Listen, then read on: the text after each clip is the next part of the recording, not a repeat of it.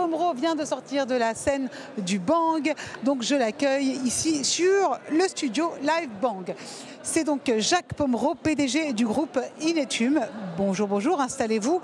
On va prolonger notre exploration dans le monde et dans l'impact de l'IA. Comment allez-vous déjà? Vous sortez de scène? Bonjour, je sors juste de scène. Ils sont dynamiques, hein? Très dynamique, on se croirait à un match de volleyball. Alors, pourquoi est-ce que vous avez fait le choix d'Inetum plusieurs années au sein du bureau, après plusieurs années au sein du bureau Veritas?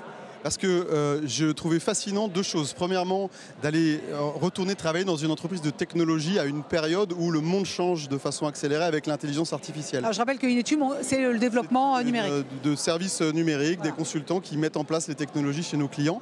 Et je trouve fascinant avec 28 000 consultants d'avoir autant d'impact sur le secteur privé, le secteur public dans nos 19 pays. Et on voit aujourd'hui les projets d'intelligence artificielle qui révolutionnent de la vie du citoyen comme à la mairie de Bruxelles, jusqu'à la façon dont on fait le recrutement, le développement. Vous y avez tout de suite cru? Alors, tout de suite, parce que dès les premiers mois, en fait, on a appliqué en interne de l'IA générative dans beaucoup de fonctions, les achats, les ressources humaines et évidemment le codage. Donc ça marche absolument. Et moi, ce qui m'a plu, c'est amener ça chez nos clients. Deuxièmement, c'est une entreprise qui est dans un cycle de private equity, donc de LBO. Et ça veut dire qu'on a une liberté en tant que PDG de gouvernance et d'action qui est fascinante. On peut faire beaucoup plus de choses que dans une entreprise cotée, plus vite. Et ça, moi, j'adore l'impact, c'est ce qui me fait vibrer. Je vois ça, vous êtes à fond. Alors, vous avez publié en mars une tribune dans l'Express qui s'appelait « Choisissons nos combats ». Le titre est intéressant parce que les mots ont un sens, parce que pour vous, on est trop sur la défensive quand on aborde le sujet de l'IA. Oui, ce qu'on observe aujourd'hui, c'est qu'en Europe, les entreprises sont entre 10 et 12% seulement à utiliser l'intelligence artificielle, 20% en Angleterre, près de 40% aux États-Unis et encore plus en Chine. Ce n'est pas une fatalité, on a les talents, etc. Mais nos budgets informatiques sont 2 fois moins élevés qu'aux États-Unis. Et pourquoi? Parce qu'on se pose trop de questions. On se pose trop de questions juridiques. On est les seuls à avoir un IA Act complexe qui fait hésiter les chefs d'entreprise. On se pose des questions sociales, on se pose des questions de souveraineté. Spécifiquement en France d'ailleurs, quand je compare avec nos autres pays, en Espagne, en Belgique, etc., au Portugal, le sujet de souveraineté ne vient pas dans les discussions avec les clients. Ce qu'ils veulent, c'est de l'adoption rapide. Donc on a ces problèmes-là et beaucoup de patrons d'ETI, de PME se disent l'intelligence artificielle, c'est pour les grands groupes. C'est pas pour moi et ils ont tort. Ils ont tort comme le montre le modèle anglais que je viens de citer où le tissu des PME adopte en ce moment de façon très rapide et ils trouvent soit un développement commercial accéléré, soit des gains de productivité. Donc ce que vous proposez, c'est justement aux entreprises de franchir le pas. De franchir le pas, de ne pas hésiter.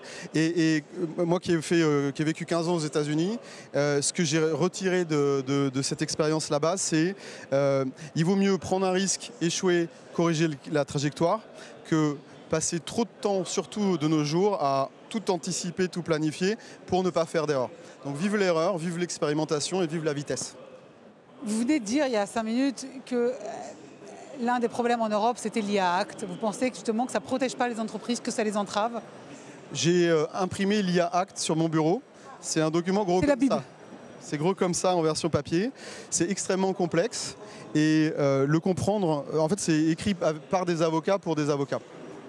L'encouragement que j'ai, c'est de dire faites confiance déjà aux grands systèmes qui sont sur le marché, qui sont évidemment compliant avec l'IA Act, expérimenter, essayer. Mon deuxième conseil aux chefs d'entreprise, c'est arrêter avec les tests et les pilotes et les essais, ça va vous prendre un temps fou, consommer beaucoup d'argent. Ce qu'il faut, c'est déjà soi-même montrer l'exemple. Moi, cet été, pendant mes vacances, j'ai fait 1 heure par jour de formation certifiante sur l'IA. Et deuxièmement, il faut moderniser des départements entiers de son entreprise. Par exemple, toutes les ressources humaines, là, du premier au dernier, on va passer sur l'IA. Et ainsi de suite. En tant que patron, l'IA, c'est comme construire une arche de Noé pour ses employés. On sait qu'il y a une vague énorme de productivité qui arrive, nos concurrents l'adoptent. Et le but, c'est de construire une arche de Noé et dire... Vous demandez de plus de flexibilité. Et je dis aux gens, sautez le pas, formez-vous, je mets des formations à disposition, apprenez, inventez. C'est pas moi qui vais vous dire comment l'utiliser, je vous mets un outil à disposition et réinventez vos façons de travailler. Merci beaucoup. Jacques Pomereau, donc PDG du groupe Inetum. Merci beaucoup et bonne continuation.